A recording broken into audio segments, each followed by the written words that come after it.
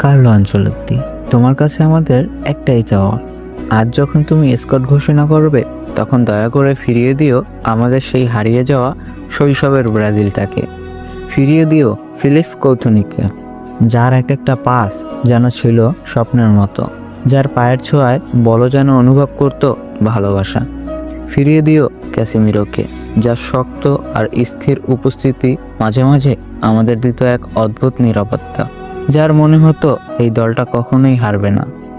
আর ফিরিয়ে দিও অ্যান্থনিকে, যার চোখে ছিল আগুন, যার স্পিরিটে ছিল আগ্রাসন, যার কারণে ব্রাজিলের সাথে কেউ ঝামেলা করতে পারতো না। ফিরিয়ে দিও অ্যালিসন বেকারকে, যার এক একটা সেট মানে ছিল হৃদয়ের স্পন্দন, থেমে গিয়েও আবার বেঁচে ওঠে। ফিরিয়ে দিও রিসোলেশনকে, যে মাঠে নামলেই যে ছিল ব্রাজিলের হৃদয়ের লড়াকু প্রতিচ্ছবি। সর্বশেষে একটাই নাম, একটাই মুখ, একটাই হৃদয় আমরা আবার দেখতে চাই, তার নাম হলো নেইমার জুনিয়র, যাকে মাঠে দেখলে ফুটবল জাতি বেঁচে ওঠে, যার একটুখানি হাসি, যার একটুখানি স্কিল দেখলেই যেন মনের ভেতরে আলো জ্বালিয়ে দেয়।